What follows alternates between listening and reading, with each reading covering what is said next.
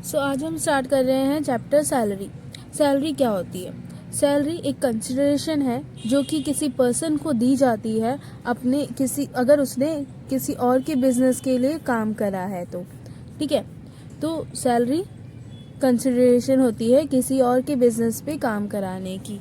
अब किसी और के बिजनेस में हमें पता है सैलरी हमें मिलती है जब हम किसी जगह जॉब करते हैं। ठीक है, तो यहाँ ये क्या होता है, एम्प्लॉयर और एम्प्लॉय का रिलेशनशिप। अगर ये कॉन्ट्रैक्ट ऑफ सर्विस है, कॉन्ट्रैक्ट ऑफ सर्विस है जिसमें एम्प्लॉयर का एम्प्लॉय से रिलेशनशिप होता है। कौन सा? Master service and master and server का रिलेशनशिप होता है। ठीक है, मास्टर एंड स्लेव रिलेशनशिप होता है जिसमें एक ऑर्डर करने वाला है और दूसरा उसके ऑर्डर को फॉलो करता है।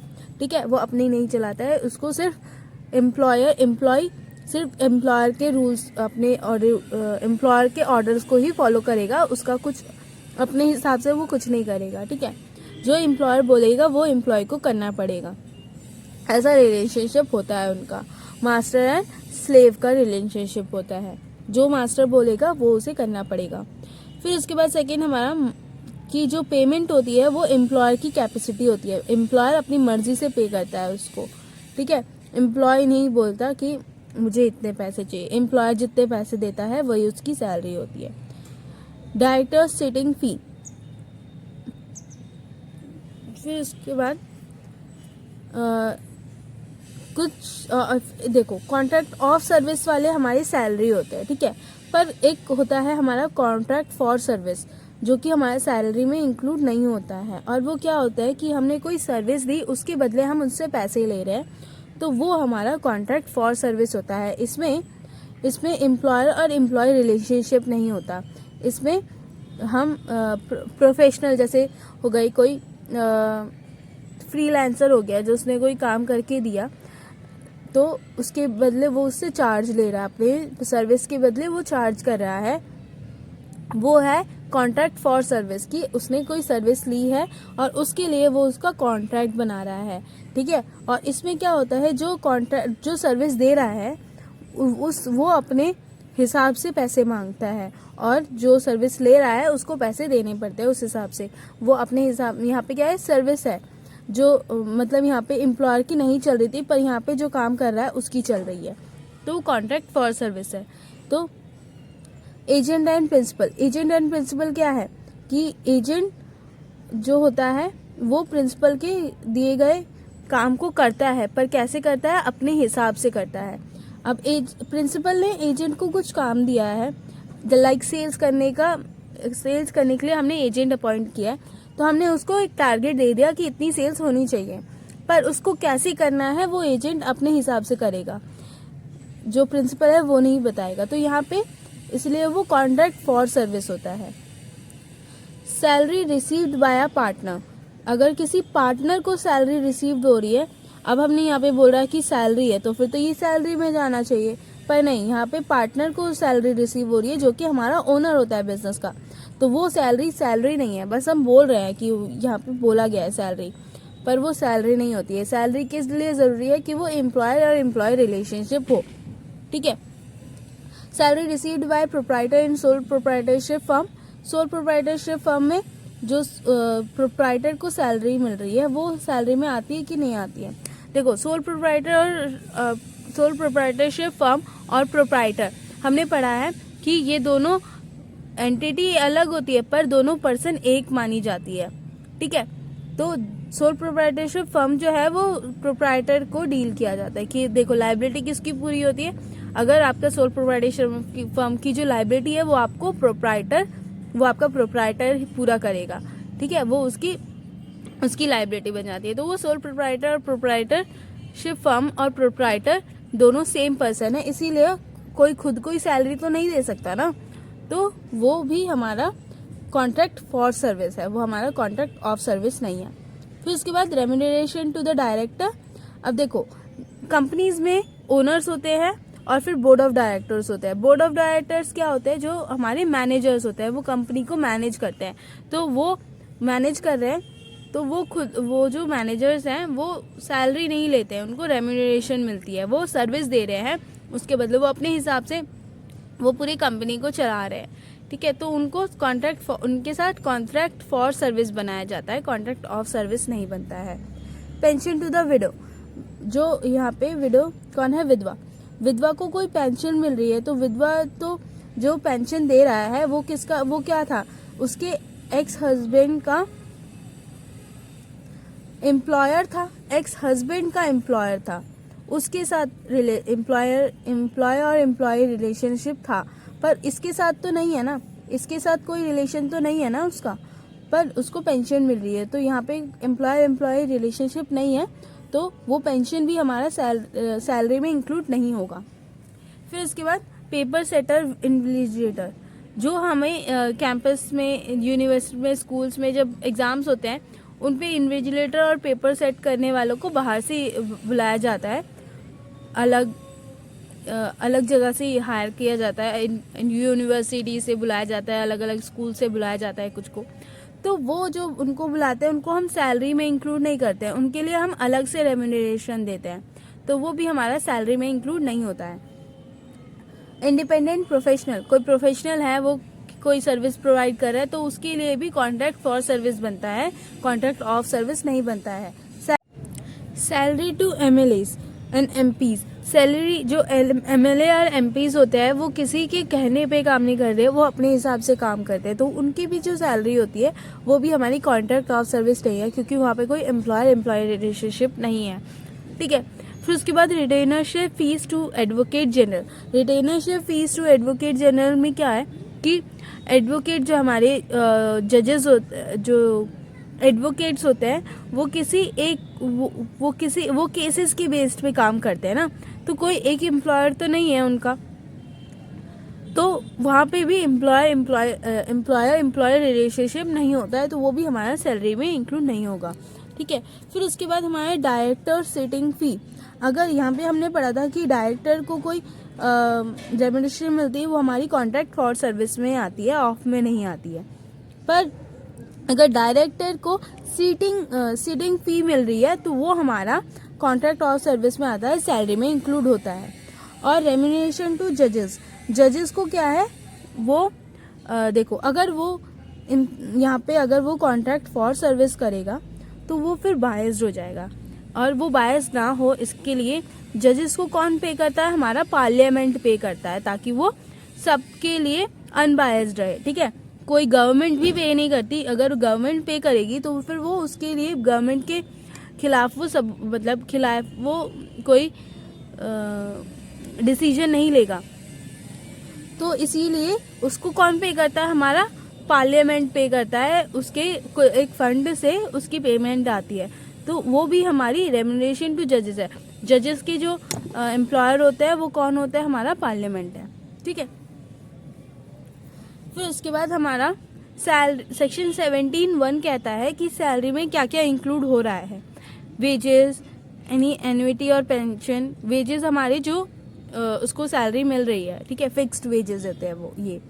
फिर उसके बाद कोई एन्युटी और कोई पेंशन मिल रहा है तो वो हमारा सैलरी में इंक्लूड होगा, कोई ग्रेच्युटी मिल रही है तो वो हमारा सैलरी में इंक्लूड होगा, कोई फीस, कमीशन, परक्यूजाइट्स और प्रॉफिट्स इन लिeu ऑफ और in addition to any salary or wages, any advance salary, any pay in respect of any period of leave not availed of by the SSC, the proportion of annual accretion in any previous year to the balance at the credit of any employee participating in RPF to the extent it is taxable, ये reserve provident fund होता है RPF, the transferred balance in recognized provident fund to extent it is taxable, contribution made by the employer in previous year to the account of an employee under a pension scheme referred to in section 80 CCD, National Pension Scheme and Atal pension योजना। अब तुम लोग सोच रहे होगे कि ये तो समझाया नहीं, बस पढ़ के चली गई, तो ये सारी चीज़ें हम आगे पढ़ेंगे, ठीक है, तो तब हम वहाँ पे डिटेल्स में पढ़ेंगे, अभी बस ये इंक्लूड होता है, ठीक है। फिर उसके बाद हमारा बेसिस ऑफ सैलरी की सैलरी को कैलकुलेट करने पे बेसिस ऑफ चार्ज की कौन सी सैलरी कैसे चार्ज होती है वो देखना है। तो देखो, दो बेसिस पे चार्ज होती है, एक ड्यू बेसिस पे और एक रिसीप्ट बेसिस पे। ड्यू बेसिस पे हमारे आउटस्टैंडिंग सैलरी आती है। आउटस्टैंडिंग सैलरी मतलब कोई सैलरी जो हमें मिलनी चाहिए थी पर आउटस्टैंडिंग रह गई है, ठीक है, वो हमारी आउटस्टैंडिंग सैलरी में आती है। आउटस्टैंडिंग सैलरी हमारी ड्यू बेसिस पे हमें ली जाती है। आउटस्टैंडिंग सैलरी मतलब हमारी जो ड्यू मतलब पड़ी हुई है, हमें अभी तक मिली नहीं है पर हमने अक्रू कर चुके हैं हम उसको, और वो हमें मिल जानी चाहिए थी पर अभी तक मिली नहीं है, ठीक है। और रिसीव्ड बेसिस पे हमारी आती है एडवांस सैलरी। जो सैलरी हमें एडवांस में मिल गई है वो हमारी टैक्सेबल कब होगी? रिसीव्ड बेसिस पे। जब हमें रिसीव्ड हो रही है तब वो टैक्सेबल होगी। तो इन दोनों में से जो सैलरी हमें पहले मिलेगी, विच एवर फर्स्ट, जो भी डेट पहले आएगी वो हमारी होगी, पहले टैक्सेबल होगी। अगर आउटस्टैंडिंग सैलरी हमें पहले मिल रही है तो वो हमें वो ड्यू बेसिस पे पहले टैक्सेबल होगी। अगर रिसीव्ड बेसिस पे हमें एडवांस सैलरी मिल रही है तो हमारी ड्यू बेसिस पे पहले टैक्सेबल होगी। लाइक जैसे कि हमने जनवरी, अभी हमारा कौन सा मंथ चल रहा है? अभी हमारा नवंबर मंथ चल रहा है, ठीक है। तो नवंबर मंथ में हमारी जो सितंबर अक्टूबर की जो है हमारी, वो हमने अक्रू कर चुके हैं। देखो, पेंसिल कहाँ है?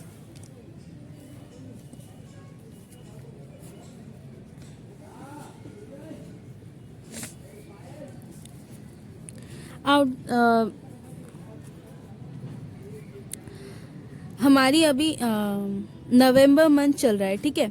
हमने जो नवंबर से पहले हमारा कौन सा मंथ चल रहा था? अक्टूबर। अक्टूबर मंथ की हमने जो भी सैलरी थी हमने अक्रू कर चुके हैं, ठीक है, अक्रू कर चुके हैं। और हमें पेमेंट कब मिलती है? हमारे हर मंथ के 10 तारीख को हमें पेमेंट मिलती है, सैलरी मिलती है, ठीक है। तो अक्टूबर की हम अक्रू कर चुके हैं किस दिन? 31 अक्टूबर को। 31 अक्टूबर को लास्ट में, मंथ के लास्ट में हम वो उसकी जो सैलरी है हम अक्रू कर चुके हैं, पर वो ड्यू कब होगी? 10 तारीख को ड्यू होगी, ठीक है। तो वो हमारा 10 तारीख को ड्यू होगा, क्योंकि 10 तारीख को हमको मिलती है, 10 तारीख को ड्यू है वो, ठीक है। और फिर वही अगर मैंने बोला कि 31 अक्टूबर की मैंने कुछ पार्ट एडवांस में ले लिया, मतलब 10 से पहले मैंने उसको एडवांस में ले लिया। 5 नवंबर को मैंने बोला कि ज़रूरत है सर आप मुझे एडवांस सैलरी दे दीजिए। तो जो अगर 10 को मिल रही थी मुझे वो आउटस्टैंडिंग सैलरी, अगर 10 के बाद होती है तो वो आउटस्टैंडिंग सैलरी बन जाती, पर मैंने फिर 5 नवंबर को ले लिया तो वो हमारी रिसीव्ड बेसिस पे चार्ज हो जाएगी, मेरी टैक्सेबल होगी, ठीक है। 5 नवंबर को टैक्सेबल हो जाएगी मेरी। तो जो भी पहले होता है वो हमारा टैक्सेबल होता है। फिर उसके बाद एरियर सैलरी क्या है? एरियर सैलरी मतलब, अरियर मतलब क्या होता है कि जो हमें रिसीव नहीं हुआ है। तो अगर रिसीव नहीं हुआ है जो अमाउंट, जो सैलरी हमें रिसीव नहीं हुई है, अगर हमें पता है कि कितनी अमाउंट हमें मिलनी थी, तो वो अगर हमें रिसीव नहीं हुई है वो तो हमारी आउटस्टैंडिंग सैलरी में आ जाएगी। जो हमारे नोन अमाउंट होते हैं वो हमारे आउटस्टैंडिंग सैलरी में आते हैं, जो हमें रिसीव नहीं हुए हैं। पर जो हमारे अननोन अमाउंट होते हैं, कि जैसे हमारे एम्प्लॉयर ने हमें बोला कि मैं तुम्हारी सैलरी बढ़ाऊंगा, अब कितनी बढ़ाऊंगा ये नहीं बताई, पर उसने बोली कि बढ़ाऊंगा, तो वो हमें तभी पता चलेगी ना जब हमें रिसीव होगी, तब हमें पता चलेगी कि हमारी सैलरी कितनी बढ़ी है। तो जो अननोन अमाउंट होती है वो हमारी अरियर सैलरी में आती है, और इसीलिए वो हमें पता नहीं है कितनी होगी, इसीलिए जब वो मिलती है तब हमें पता चलता है कि वो कितनी बड़ी है। तो उस पर टैक्स भी हमारा रिसीव्ड बेसिस पे लगेगा, ठीक है। फिर एडवांस अगेन सैलरी क्या होता है कि एडवांस अगेन सैलरी को हम लोन अगेन सैलरी भी कहते हैं। कि देखो तुम्हारी सैलरी है 20,000 पर मंथ की तुम्हारी सैलरी है, पर तुम्हें 1 लाख अर्जेंट चाहिए, ठीक है, कोई भी प्रॉब्लम आ गई है और तुम्हें 1 लाख रुपए अर्जेंट चाहिए। तो तुमने अपने एम्प्लॉयर से बोला कि सर मुझे 1 लाख रुपए आप एडवांस दे दो। तो वो बोला तुम्हारी सैलरी तो 20,000 की है, पर तुम्हें 1 लाख एडवांस में कैसे दे दूं? तो सर बोले कि आप मुझे एक साथ 1 लाख रुपए दे दो, 5 महीने की सैलरी मुझे बाद में मत देना। तो बोला ऐसे कैसे, तो तुम घर कैसे चलाओगे, है ना। तो उसने बोला कि मैं तुम्हें 1 लाख दे देता हूँ, पर मैं वो तुमसे एडवांस्ड अगेंस्ट सैलरी बेसिस पे लूंगा, मतलब एज एडवांस अगेंस्ट सैलरी दूंगा। वो एडवांस सैलरी नहीं होगी, वो एडवांस अगेंस्ट सैलरी होगी। मतलब जो 1 लाख अमाउंट है वो हर महीने 5,000 कर करके अपने उसके सैलरी में से डिडक्ट कर लेगा और उसे देगा कितना, 15,000 की। नेक्स्ट मंथ से तुम्हें 15,000 सैलरी मिलेगी और 5,000 कर करके तुम्हें 20 मंथ्स में ये एडवांस अगेंस्ट सैलरी तुम्हें वापस करनी है। तो अब जब नेक्स्ट मंथ जब उसकी अक्रू हो जाएगी एक सैलरी, तो उसको मिलेंगी तो 15,000, पर टैक्सेबल क्या होगी, टैक्सेबल हमारी 20,000 होगी। ठीक है, यहाँ पे हमने रिसीव की है 15,000, पर हमारी जो टैक्सेबल होगी 20,000 होगी। मतलब 1 लाख में से वो 5,000 हमारी कब टैक्स हो रही है, हमारी जब वो ड्यू हो रही है तब हमें टैक्स हो रही है। ठीक है, तो ये हमारा ड्यू बेसिस ऐसे टैक्सेबल होगी। फिर इसके बाद नेक्स्ट मंथ में फिर 5,000 टैक्सेबल होगी। तो जब हमें हमारी जो हमें एडवांस में मिल गई है, बट वो जब ड्यू हो रही है तब वो टैक्सेबल हो रही है। वो अब जब उसे 1 लाख रुपए मिले थे उस पर, तब उसे कोई टैक्स नहीं लगा था। उसे टैक्स कब लगा, जब उसकी पेमेंट ड्यू हो गई। ठीक है, तब उसे 20,000 पे टैक्स लगा।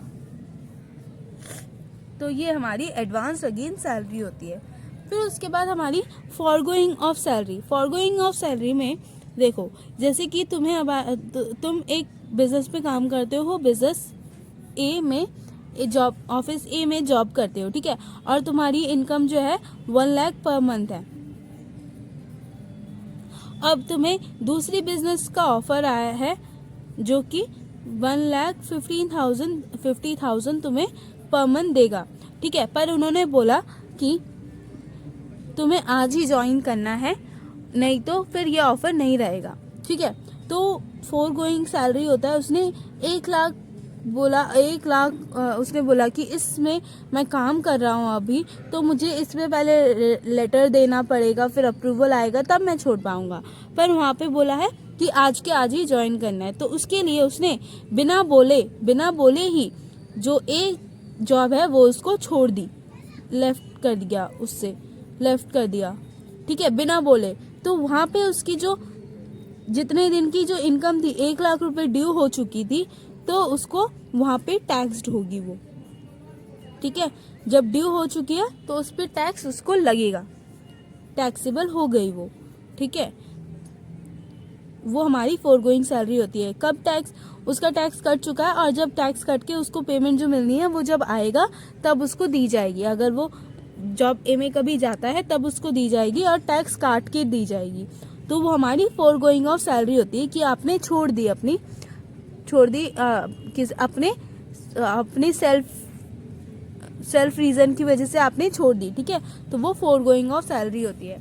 सरेंडर ऑफ सैलरी क्या होती है कि जैसे अभी कोविड आया था, कोविड में उन्होंने बोला कि जितने से ज्यादा हो सके अपनी सैलरी सरेंडर कर दो।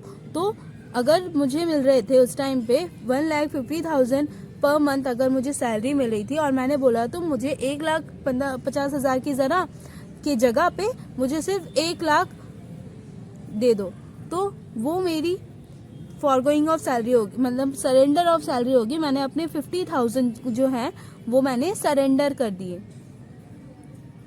ठीक है, सरेंडर कर दिए मैंने अपने 50,000। तो अब मुझे जो टैक्स कटना पड़ेगा वो मुझे रिसीप्ट पे कटेगा, जो मुझे रिसीव हुआ है, रिसीप्ट बेसिस पे कटेगा मेरा टैक्स। ठीक है, जो रिसीव्ड हुआ है उस पे टैक्सेबल होगा मेरा, टैक्सेबल एट रिसीप्ट।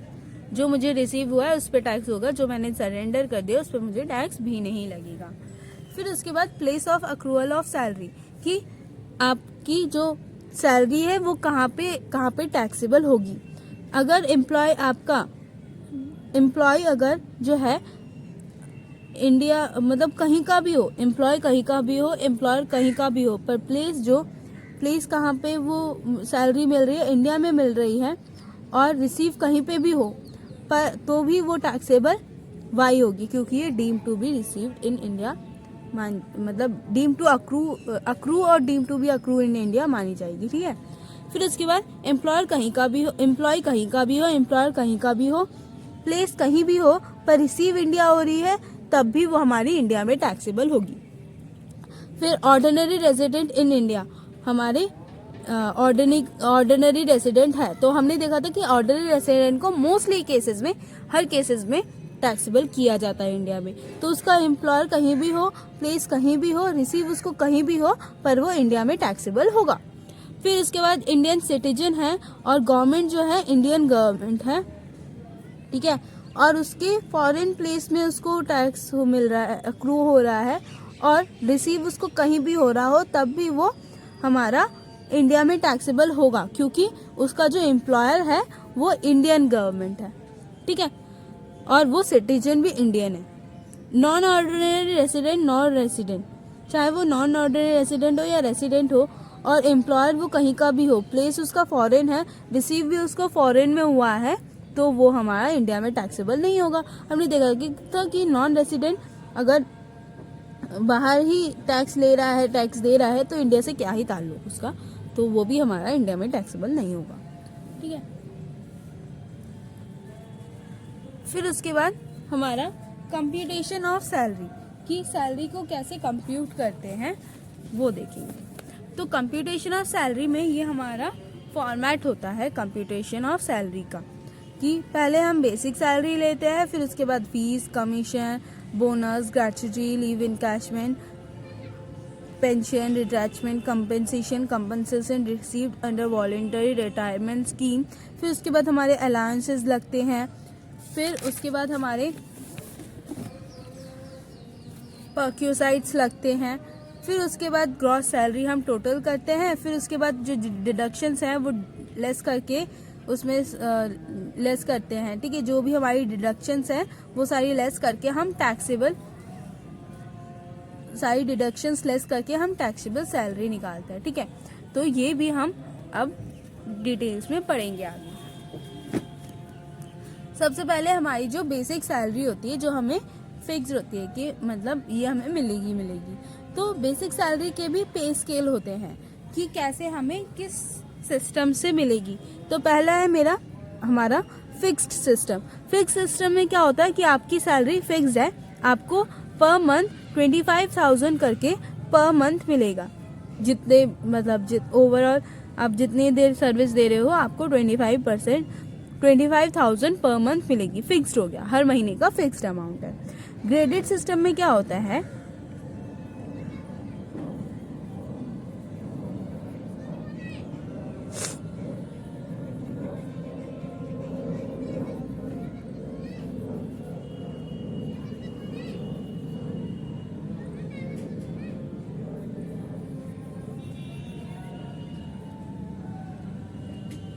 तो ये क्या समझ आया कि पहले महीने 20,000 मिलेगी, फिर 1,000 मिलेगी, फिर 30,000 मिलेगी, फिर 5,000 मिलेगी, फिर 1,00,000 मिलेगी।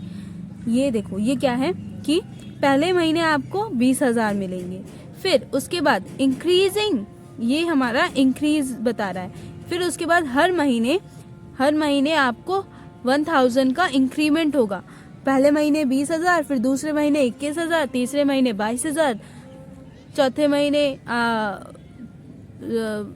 23,000, फिर 24,000, 25, 26, 27, 28, 29, 30 तक जब वो पहुंच जाएगी, टिल 30 आपको 1,000 का इंक्रीमेंट होगा हर महीने, जब तक आपकी जो सैलरी है वो 30 नहीं पहुंच जाती। अब जब उसकी सैलरी 30 पहुंच जाएगी, उसके बाद उसको 5,000 का इंक्रीमेंट होगा हर महीने। ठीक है, और 5,000 का इंक्रीमेंट कब तक होगा, जब वो 1,00,000 तक नहीं पहुंच जाती। ठीक है, फिर उसके बाद अगर दिया हो या फिर 1,00,000 तक। ठीक है, तो ये हमारा इंक्रीमेंट होता है, हर महीने का इंक्रीमेंट होता है जब तक वो एक लेवल तक ना पहुंच जाए, फिर उसके बाद फिर इंक्रीमेंट भी चेंज हो जाता है और फिर वो उस हर महीने उस इंक्रीमेंट से बढ़ता है जब तक उसकी नेक्स्ट लेवल ऑफ सैलरी तक नहीं पहुंच जाता। तो ये ग्रेडेड सिस्टम है, ये हमारा ग्रेडेड सिस्टम है कि ये ग्रेड दे दिए हैं कि किस मतलब किस अमाउंट से हमारी जो सैलरी है वो बढ़ेगी, ठीक है।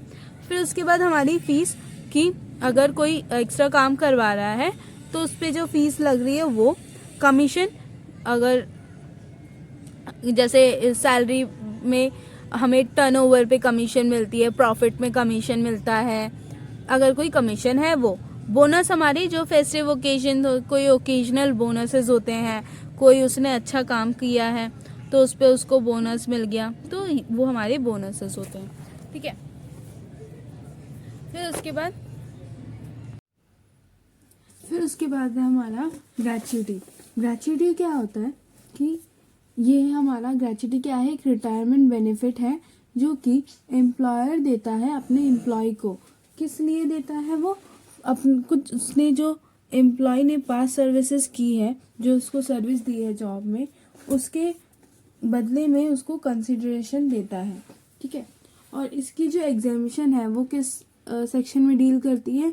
सेक्शन 10(10) में उसकी एग्जामिशंस लिखी हुई है, ठीक है। फिर इसके बाद हम ट्रीटमेंट देखते हैं कि कैसे उसको टैक्सेबल किया जाता है। तो तीन हमारी जो ग्रेच्युटी होती है 3 टाइम पे मिलती है।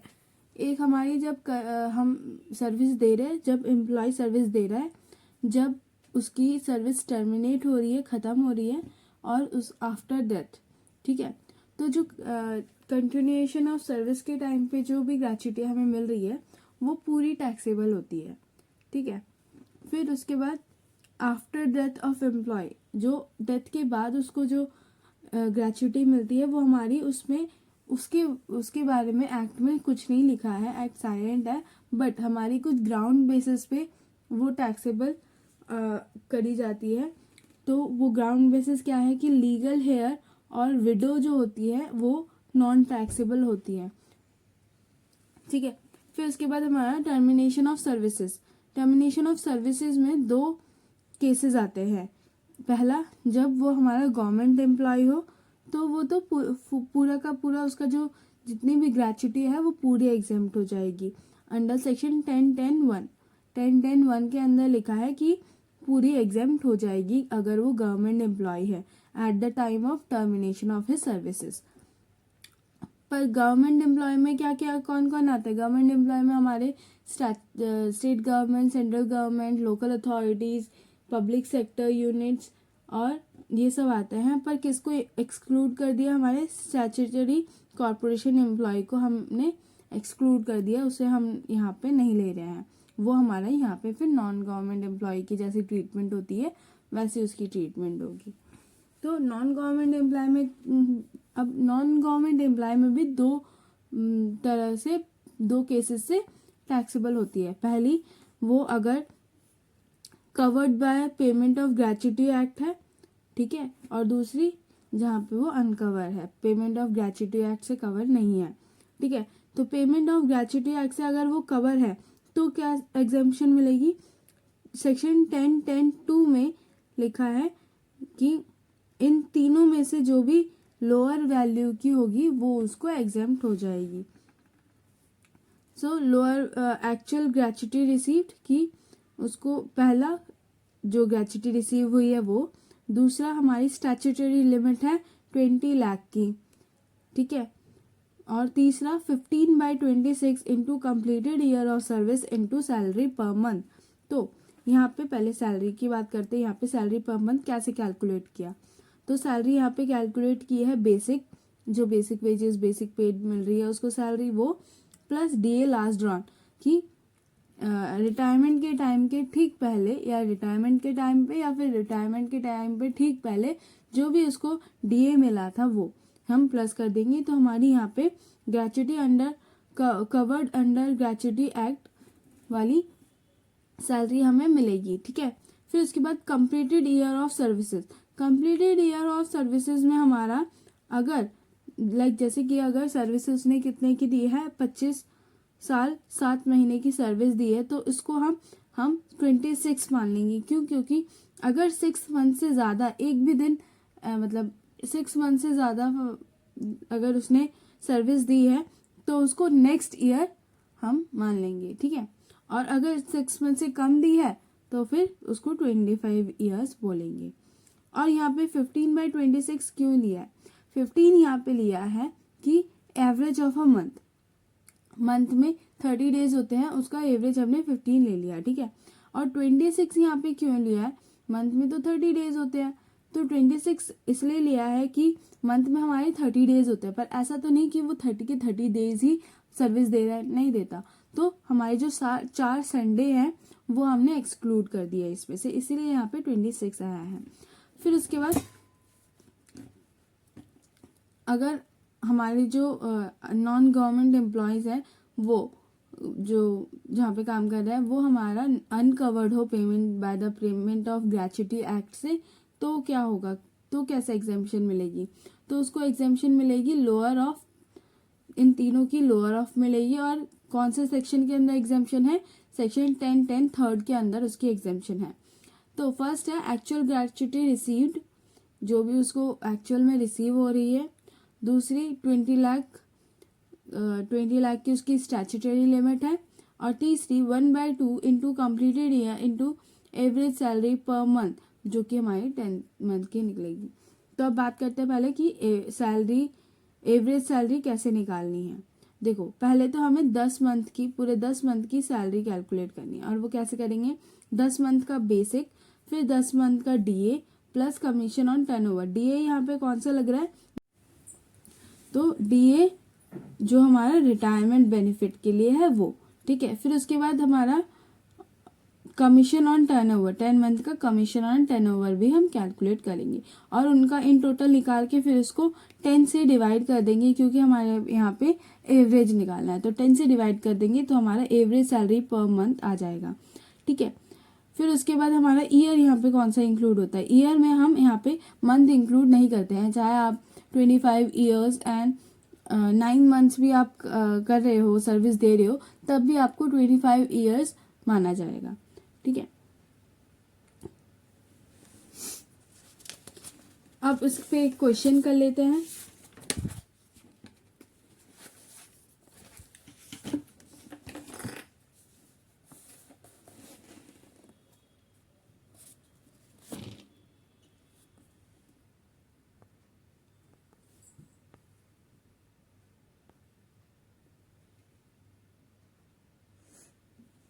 तो क्वेश्चन क्या है?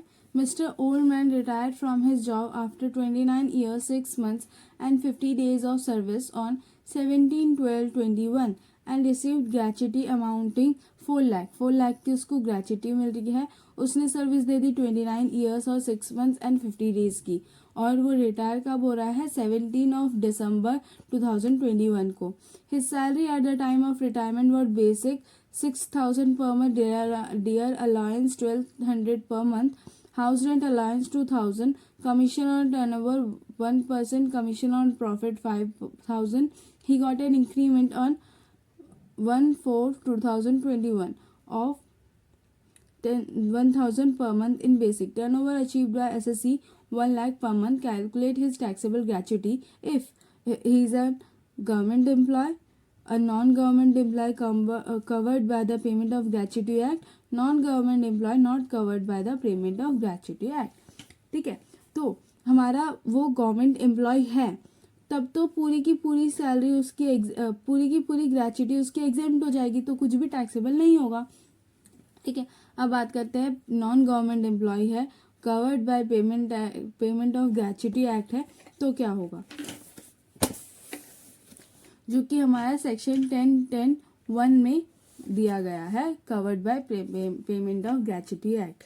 ये हमारा सेक्शन 10(10)(1) में है, सेक्शन 10(10)(2) में है, और ये हमारा सेक्शन 10(10)(3) में है,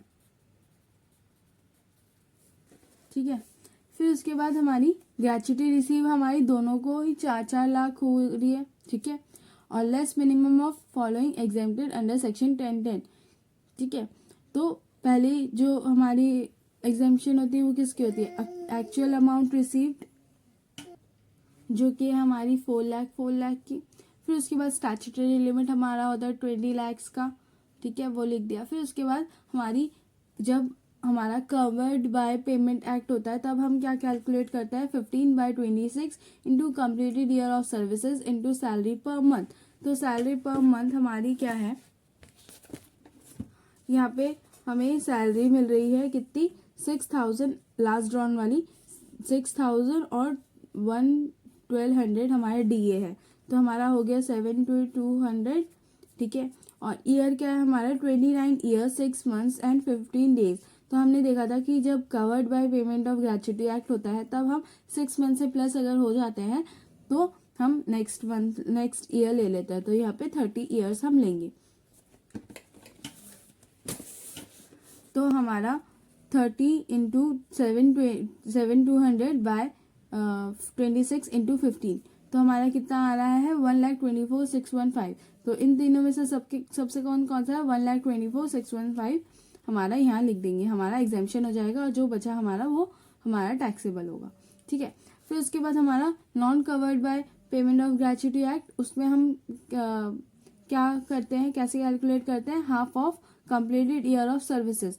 देखो यहाँ पे हाफ क्यों होता है, हाफ होता है क्योंकि हमारा 15/30 हम यहाँ पे संडेज एक्सक्लूड नहीं करते, तो वो हमारा हाफ हो जाता है।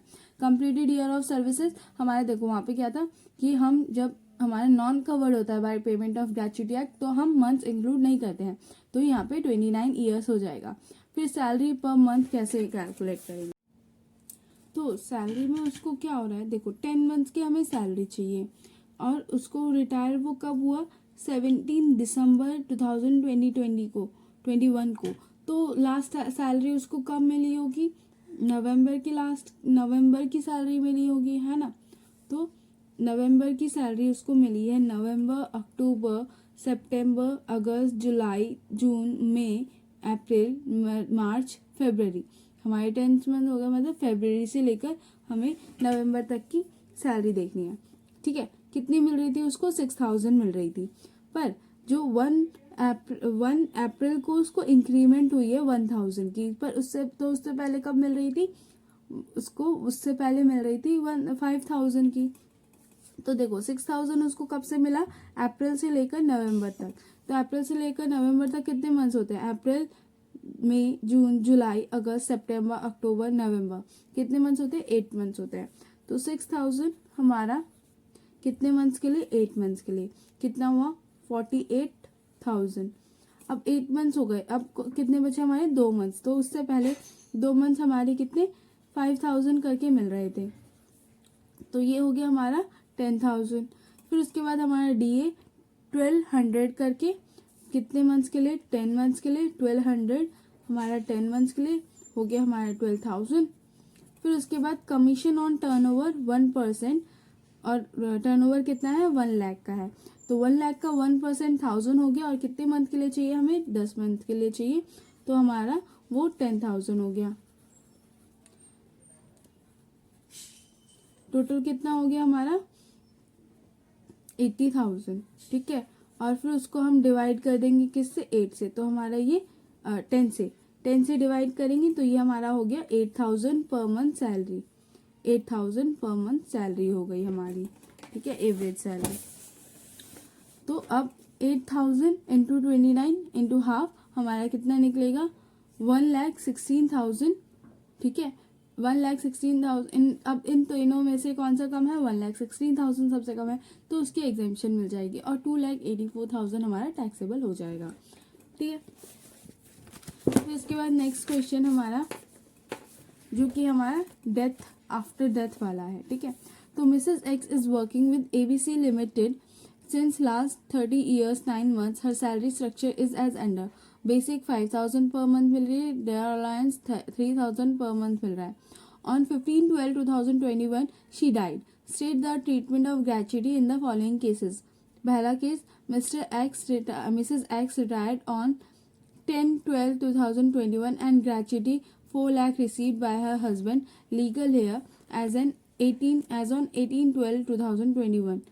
तो देखो यहाँ पे क्या हो रहा है, उसको वो पहले ही डेथ हो गई, ठीक है, मतलब डेथ होने के पहले ही वो रिटायर हो गई, तो उसके लिए तो उनको फिर नॉर्मल वाला जो हमारा ग्रेच्युटी एक्ट होता है वो वाला एग्जेम्पशन लगेगा, कवर्ड बाय ग्रेच्युटी एक्ट वाला, ठीक है।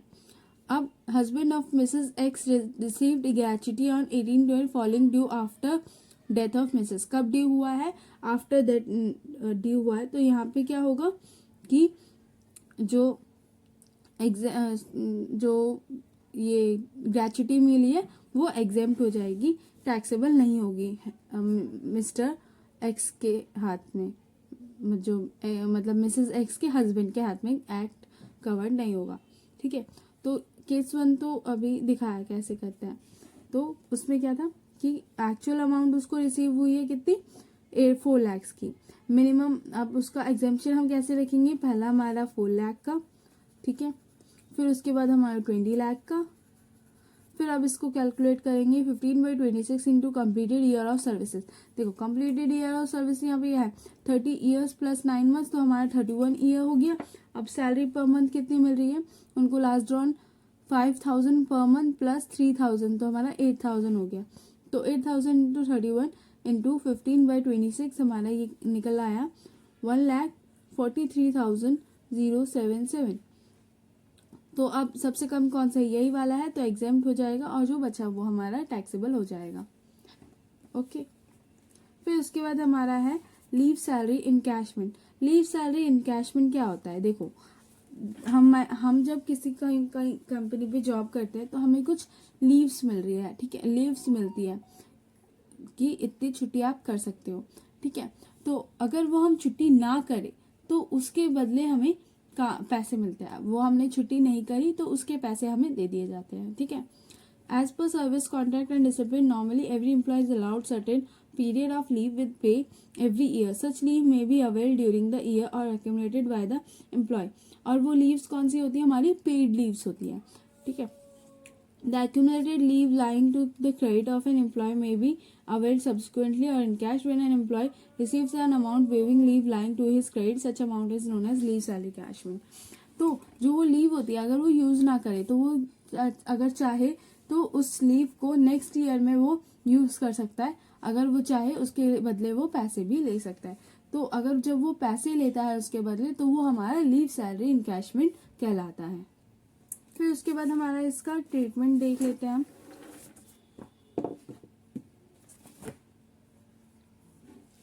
तो लीव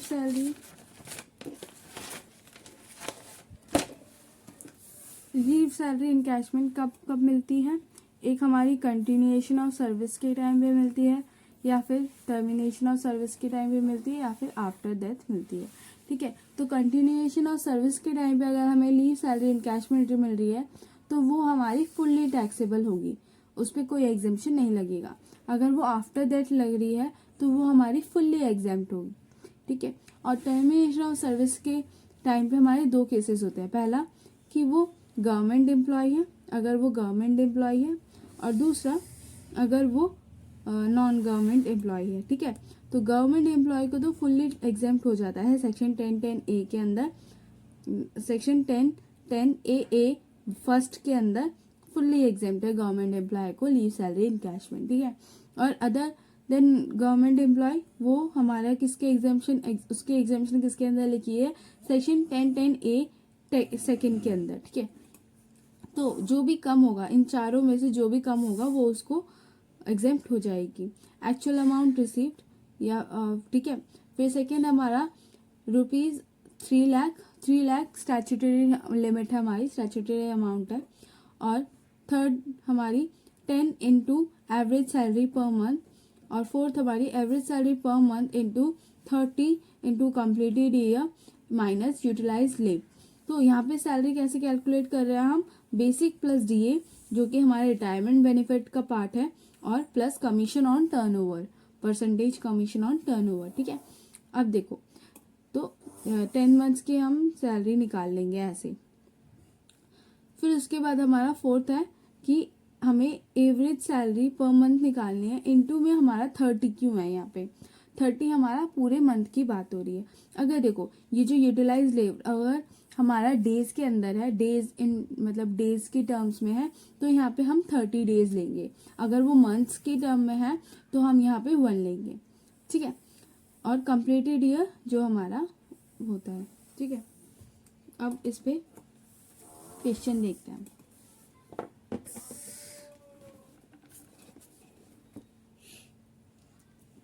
अच्छा, उससे पहले कि अगर आपको कोई लीव इनकैशमेंट अगर आपको एक से ज़्यादा एम्प्लॉयर से मिल रही है तो जो हमारा स्टैट्यूटरी लिमिट था हमारा 3 लाख का, वो हमारा 3 लाख का ही मिलेगा। मतलब अगर पहले हमारा जो एक्स एम्प्लॉय है उससे हमें स्टैट्यूटरी लिमिट मिल रही है हमने 3 लाख की, ठीक है, और हमें उसमें रियल में जो एग्जेम्पशन हुआ है वो 1,50,000 का एग्जेम्पशन हुआ है, ठीक है।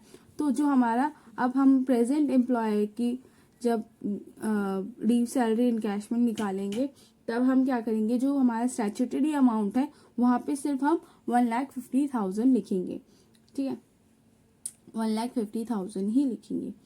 तो वहाँ पे हम स्टैट्यूटरी अमाउंट 3 लाख नहीं लिखेंगे, वहाँ पे हम स्टैट्यूटरी अमाउंट की जगह 1,50,000 लिखेंगे। फिर उसके बाद क्वेश्चन है हमारा, mister Bhanu is working in जेबा limited since last 25 years 9 months. Company allows 2 months leave for every completed year of services to its employee. 2 month का लीव देती है. During the job he had availed 20 months leave at the time of retirement on 10/8/2021. He got 1,50,000 as leave encashment. As on that date, his basic salary was 5 lakh per month. DA was 2,000 per month. 5,000 per month. Commission was 5% on turnover plus 2,000 per month fixed. अच्छा, commission हमारा fix था यहाँ पे per month का 2,000 fix था. Turnover affected by the assessee during last 12 months year evenly 5 lakh. Bhanu got an increment of 1,000 per month from 1/1/2021 in basic and 500 per month in DA. Contribute his taxable leave encashment salary. तो उसकी अभी taxable leave encashment निकालना है. सो उसका हमें taxable encashment salary निकालनी है, leave encashment salary निकालनी है. तो पहला हमें जो इनकैशमेंट रिसीव हुआ है, कितना रिसीव हुआ है, उसको 1,50,000 रिसीव हुआ था, तो वो हम लिख देंगे. फिर इसके बाद हमारी एग्जेम्पशन क्या क्या होगी. पहली हमारी actual amount receive 1,50,000, statutory amount हमारा 3 लाख. फिर उसके बाद 10 months into average salary per month. तो एवरेज सैलरी हम कैसे निकालेंगे, देखो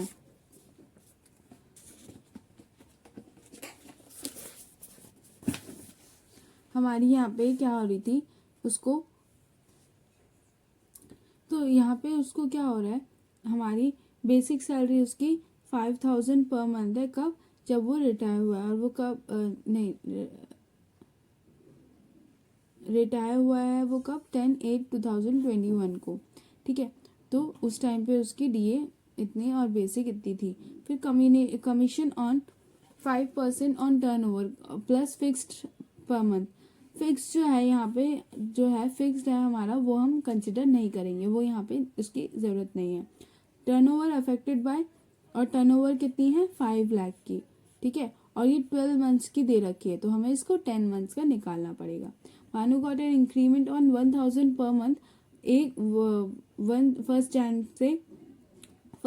जैन से उसको 2021 के 1 जैन से उसको 1,000 का इंक्रीमेंट हुआ है. तो उससे पहले उसको कितनी मिल रही थी, 4,000 मिल रही थी, ठीक है. और बेसिक उसको कितना इंक्रीमेंट हुआ है 500 का, तो उससे पहले उसको कितनी मिल रही थी 1,500 की मिल रही थी, ठीक है. तब इसको कैलकुलेट करते हैं. देखो कितना हमारा अगस्त 10 को उसका रिटायर हुआ है, तो 10 डेज का हम निकाल लेंगे. कैसे, 5,000 बाय 30 इंटू 10 कर लेंगे हम, ठीक है. 31 अगस्त में हमारे 31 डेज होता है, तो हम 5,000 बाय 31 इंटू 10 कर लेंगे, जो कि हमारा आएगा 1612.90. तो 1,613 कर लेंगे उसको, ठीक है. फिर उसके बाद हमारा जुलाई पूरा मंथ, जून पूरा मंथ 5,000, मई पूरा मंथ 5,000, अप्रैल पूरा मंथ 5,000, मार्च पूरा मंथ 5,000, फरवरी पूरा मंथ 5,000. हमारा 1 जैन को इंक्रीमेंट हुआ था, तो हमारा वो भी पूरा 5,000, ठीक है. हमारे कितने मंथ हो गए, 1 2 3 4 5 6 7 मंथ्स एंड 10 डेज हो गए. फिर उसके बाद हमारा दिसंबर में हमें कितनी इंक्रीमेंट, तब इंक्रीमेंट नहीं हुई थी, तो हमारी तब की 4000, हमारे 8 मंथ्स हो गए। नवंबर में हमारे 4000 9 मंथ्स हो गए, ठीक है। और फिर हमारे कितने बचे, 21 डेज और बचे। तो 21 डेज हमारा 4000 बाय अक्टूबर में हमारे कितने डेज होते हैं, अक्टूबर में हमारे 31 डेज होते हैं। तो हम 4000 बाय 31 इंटू 21 कर देंगे हम उसको, तो हमारा ये आएगा तो 2710, ठीक है। फिर अब डीए देखते हैं। तो डीए हमारा जुलाई में हमारा 2000 था, जून में भी 2000 था, मई में 2000, अप्रैल में 2000, मार्च में 2000 और फरवरी में 2000, जैन में 2000। उससे पहले हमारा 5% का 500 का इंक्रीमेंट हुआ था, तो हमारा उससे पहले हमारा 1500 होगा। तो नवंबर दिसंबर हमारा 1500, ठीक है। और अक्टूबर का भी वैसे ही कैलकुलेट करेंगे, हमारा 31 डेज के हिसाब से 1500 बाई 31 इंटू 21 डेज हमारा इंटू, ठीक है, ये आएगा। और हमारा अगस्त में हमारा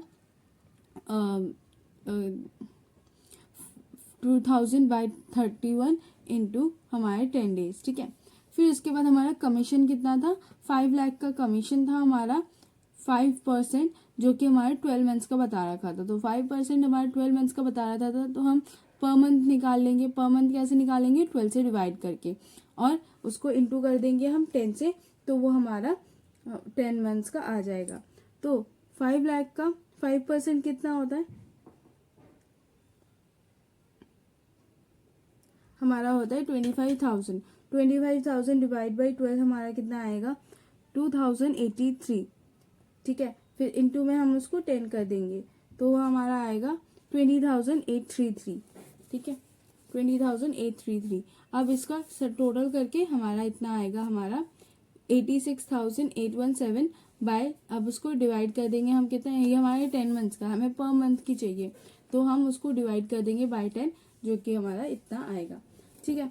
फिर उसके बाद हमारे उसको हम 10 मंथ्स की निकालेंगे। 10 मंथ्स की हमारी कितनी आई थी, 86,817, हमने अप्रॉक्स ले लिया 86,820 हमने पढ़ा था, क्योंकि हमने वहाँ पे पढ़ा था कि क्या करते हैं, हम राउंड ऑफ कर देते हैं टैक्स अमाउंट को, ठीक है। फिर उसके बाद हमारे 4th एग्जामेशन के लिए क्या है, 1 into completed year of services. यहाँ पे देखो हमें जो लीव दे रखी है वो हमारी किस में दे रखी है, मंथ्स में दे रखी है, ठीक है। तो हमारी यहाँ पे 1 लेंगे हम, और कम्प्लीटेड ईयर ऑफ सर्विसेज कितनी है हमारी, यहाँ पे हम मंथ्स को इंक्लूड नहीं करते हैं, ठीक है। तो हमारा 25 ईयर्स 9 मंथ्स हमने उन्होंने सर्विस दी थी, तो हम यहाँ पे मंथ्स इंक्लूड नहीं करते हैं, तो हम 25 ईयर्स कर देंगे। माइनस हमारा कितना लीव लिया उसने, 2 मंथ्स का उसका लीव उसने लिया, तो 2 माइनस कर देंगे, ठीक है। तो हमारा कितना आया, 25 में से 2 माइनस किया तो 23 आ गया। 23 हमारा किससे इंटू करेंगे हम, 8682 से। हमारा एवरेज सैलरी यहाँ पे 8682 आया था, तो फिर हमारा आ जाएगा कितना, 43,410, ठीक है। सबसे कम हमारा 43,410 है, तो उसकी एग्जेम्पशन आ जाएगी, और जो बचा हमारा 1,06,590 वो हमारी टैक्सेबल लगेगी, ठीक है। फिर उसके बाद हमारा पेंशन क्या होता है कि रिटायरमेंट के बाद उसको कोई पीरियोडिकली पेमेंट मिल जाए तो वो हमारी पेंशन होती है, मतलब फिक्स होती है, ये पूरे लाइफ टाइम के लिए होती है, आपको रिटायरमेंट के बाद पेंशन मिलेगी, ठीक है। तो अगर वो जो पेंशन है वो तो हर महीने मिल रही है, हर महीने साल में किसी भी पीरियड में मिल रही है, तो वो हमारा अनकम्यूटेड पेंशन होता है, ठीक है। पर अगर वो बोले कि सर मुझे आप लमसम में कुछ परसेंटेज आप लमसम में दे दीजिए मुझे, तो वो हमारा कम्यूटेड पेंशन होता है, ठीक है। जो अमाउंट हम पेंशन की, वो अमाउंट जो हम लमसम में ले लेते हैं वो हमारी कम्यूटेड पेंशन होती है, और जो हम पीरियोडिकली लेते रहते हैं वो हमारी अनकम्यूटेड पेंशन होती है, ठीक है। तो अब उसकी ट्रीटमेंट देख लेते हैं हम, किसकी, एग्जेम्पशन वाली, कि कैसे टैक्सेबल होगी और कैसे नहीं होगी। तो पेंशन हमारे कौन से 2 टाइप के होते हैं, एक कम्यूटेड पेंशन और एक अनकम्यूटेड पेंशन और एक कम्यूटेड पेंशन। तो अनकम्यूटेड पेंशन हमारी कौन सी है, जो हमें पीरियोडिकली मिलती रहती है, तो वो हमारी फुल्ली टैक्सेबल होती है, ठीक है। फिर जो हमारी कम्यूटेड पेंशन है, जो हमें लमसम में मिलती है, उसके हमारे दो केसेस हैं। एक है गवर्नमेंट एम्प्लॉय और एक नॉन गवर्नमेंट एम्प्लॉय। अगर वो गवर्नमेंट एम्प्लॉय है तो अंडर सेक्शन 10(10)(a)(1) के अंदर फुल्ली एग्जेम्प्ट होगा, ठीक है। अगर वो नॉन गवर्नमेंट एम्प्लॉय है, अदर देन गवर्नमेंट एम्प्लॉय है, तो उसकी जो होगी वो हमारी उसके भी हमारे फिर दो केसेस हैं। देखो, जो हमारे जो यहाँ पे हमारे गवर्नमेंट एम्प्लॉयज है, उसमें हमारे सारे गवर्नमेंट एम्प्लॉयज इंक्लूड होते हैं, हमारे पब्लिक सेक्टर भी इंक्लूड होते हैं, हमारी जजेस भी इंक्लूड होती हैं, और स्टैट्यूटरी कॉरपोरेशन वाले भी इंक्लूड होते हैं, सेंट्रल गवर्नमेंट वाले भी और स्टेट गवर्नमेंट वाले भी, लोकल अथॉरिटीज भी। तो यहाँ पे हमारी सारी गवर्नमेंट एम्प्लॉयज इंक्लूड होती है, ठीक है। नॉन गवर्नमेंट एम्प्लॉयज में भी हमारे दो केसेस हैं। पहला, जो रिसीव कर रहा है ग्रेच्युटी, और दूसरा जो ग्रेच्युटी रिसीव नहीं करता है। और दोनों की ही एग्जेम्पशन हमारे किस सेक्शन में आती है? 10(10)(a) सेकेंड के अंदर आती है, ठीक है। तो अगर वो ग्रेच्युटी रिसीव कर रहा है तो उसको एग्जेम्पशन मिल जाएगी कितनी? 100% पेंशन की 1/3 एग्जेम्पशन मिल जाएगी। अगर वो ग्रेच्युटी रिसीव नहीं कर रहा है तो उसको पेंशन मिलेगी कितनी एग्जेम्पशन मिलेगी कितने? 100% ऑफ पेंशन की हाफ। अगर ग्रेच्युटी मिल रही है तो उसको एक अमाउंट मिल रही है, तो उस पे एक बार उस पे एग्जेम्पशन भी मिल रहा होगा उस पे, फिर इसीलिए उसको 1/3 उसको कम एग्जेम्पशन दी जाती है। और अगर वो ग्रेच्युटी रिसीव नहीं कर रहा है तो उसको ज्यादा एग्जेम्पशन दी जाती है, ठीक है। तो अब इसका एक क्वेश्चन कर लेते हैं। देखो यहाँ पे क्या कह रहा है? Mister Amit has retired from his job on 13/3/2021 from 1/4/2021। उसने कब रिटायर कर लिया? 31/3 को, ठीक है। और उसको पेंशन कब से मिल रही है? 1/4 को, रिटायरमेंट के बाद। तो 3000 पर मंथ उसको रिटायरमेंट मिल रही थी। और 1/8/2021 को उसने बोला कि मुझे कम्यूटेड पेंशन दे दीजिए 80%, मेरे पेंशन का 80% आपको कम्यूटेड पेंशन आप मुझे दे दीजिए। और उसको कितनी मिली? 1,20,000 मिली। तो हमें देखना है कि उसकी टैक्सेबल पेंशन क्या होगी। तो अगर जो उसका अनकम्यूटेड पेंशन है वो तो हमारी फुल्ली टैक्सेबल होती है। तो उसको हमने कब मिला? देखो 1/4 से मिला है और 31/7 तक मिला होगा, 1/8 तक मिला है ना। तो उसका 3000 इंटू 4 12,000 हो गया, ठीक है। और फिर उसको जो 1/8/2021 से उसको देखो उसने कितना लिया? कम्यूटेड पेंशन कितना लिया? 80%। तो बचे 20% हमारा अनकम्यूटेड पेंशन होगा। तो 20% हमारा कितना आ गया? 1/8/2021 से हमारा 13/3/2022 तक, हमारा नेक्स्ट ईयर तक, ठीक है। मतलब ईयर खत्म होने तक का हमारा कितना मंथ्स बचा है? 8, 9, 10, 11, 12, 1, 2, 3। तो हमारे कितने मंथ्स बचे हैं? 8 मंथ्स बचे हैं। और हमें देखो 80% मिल रहा है। अब हमें देखना है कि हमारा 100% कितना होगा। तो 100% निकालने के लिए क्या करेंगे? हमारा 80% जब हमारा 1,20,000 है तो 1,20,000 डिवाइड बाय 80 इंटू 100 कर देंगे हम। तो वो कितना आएगा हमारा? 1,50,000। तो 1,50,000 हमारा क्या था? हमारा 1,50,000 हमारा पूरा 100% है। तो देखो 3,000 है, 3,000 का 20% अगर हम निकालें तो कितना निकलेगा? हमारा 600 निकलेगा। तो और अगर हम ऐसे निकालें कि 1,50,000 में हमारा 20% कितना निकलेगा, फिर उसको हम डिवाइड कर देंगे 12 मंथ से, ठीक है। तो हमारा तब भी हमारा वो निकल आएगा, ठीक है। तो हमारा हमने क्या किया? 3,000 में 20% निकाला, वो हमारा 600 आएगा। तो 600 इंटू 8 मंथ्स हमारा कितना आया? 4,80,000। तो ये पूरा हमारा टैक्सेबल होगा, इसमें कोई एग्जेम्पशन नहीं आएगी। तो ये हमारा टैक्सेबल हो गया। फिर उसके बाद हमारा कम्यूटेड पेंशन देखो, जो हमारी कम्यूटेड पेंशन है वो हमारी क्या है? अगर केस 1 हमारा क्या है? गवर्नमेंट एम्प्लॉय है। अगर वो हमारा गवर्नमेंट एम्प्लॉय है तो उसको पूरी एग्जेम्पशन मिल जाएगी, ठीक है। फिर उसके बाद हमारा अगर वो नॉन गवर्नमेंट एम्प्लॉय है एंड नॉट रिसीविंग ग्रेच्युटी है, अगर वो गवर्नमेंट एम्प्लॉय नहीं है और रिसीव भी नहीं कर रहा है ग्रेच्युटी, तो हमने देखा था कितना मिलेगा उसको, हाफ ऑफ हिज 100% पेंशन। तो 100% पेंशन हमें यहाँ पे निकाला हमने 1,50,000। 1,50,000 का हाफ कितना हो जाएगा, 75,000। तो 75,000 उसको एग्जेम्पशन मिल जाएगी। और केस 6 क्या है, सी क्या है हमारा, नॉन गवर्नमेंट एम्प्लॉय है और ग्रेच्युटी रिसीव कर रहा है but payment of gratuity act से नहीं हो रहा है। तो हम उतना नहीं जाएंगे कि पेमेंट ऑफ ग्रेच्युटी एक्ट से कवर है या नहीं है। हम यहाँ पे उसको ग्रेच्युटी नहीं मिल रही है तो हम क्या करेंगे, 1/3 उसको कर देंगे। और 1/3 हमारा कितना आएगा, 1,50,000 का 45,000। ठीक है, तो 45,000 उसको एग्जाम कर दिया जाएगा। सॉरी,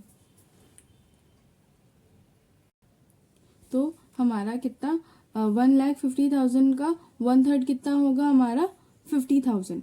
तो 50,000 हमारा उसका एग्जाम हो जाएगा और बचा हमारा जो वो हमारा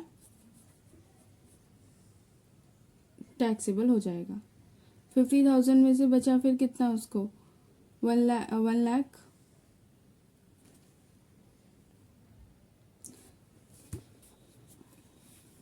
हमारा यहाँ पे क्या 1,50,000 में उसको 75% उसको एग्जाम्प्ट कर रहे हैं, 75,000 उसको एग्जाम्प्ट कर देंगे तो 1,20,000 में उसको कितना बचा, 45,000 उसको बच गया। तो 45,000 उसका टैक्सेबल हो जाएगा और टोटल टैक्सेबल हम टोटल करके उसका टोटल टैक्सेबल निकल आएगा।